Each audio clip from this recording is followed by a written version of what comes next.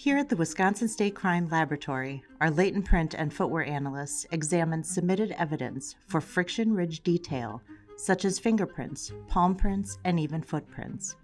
We also search for footwear impressions left behind from the outsoles of shoes. When we touch items or walk through a room, there is a chance that we leave our marks behind, but they can be difficult to detect.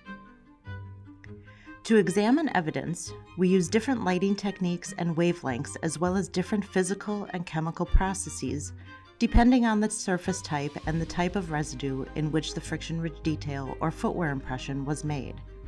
Processes such as ninhydrin, fingerprint powder, or fluorescent dye stain can aid in visualizing these marks. When friction-ridge detail is found, it is documented by photography or lifting and then analyzed.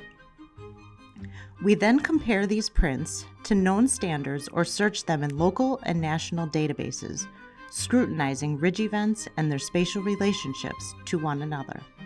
Like friction ridge detail, questioned footwear impressions can be casted, lifted, and photographed so that they can be compared to known shoes submitted to the lab.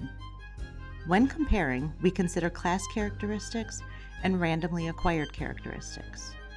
We can also perform investigative lead searches of unknown impressions to determine the possible make and model of a shoe which made that unknown impression. Our conclusions are then formulated into a report and distributed to the submitting agencies, and when called upon, we testify to these findings in court.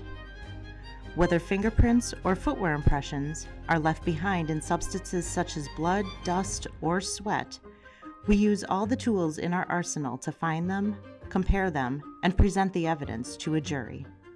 We are the Wisconsin State Crime Laboratory Latent Print and Footwear Unit.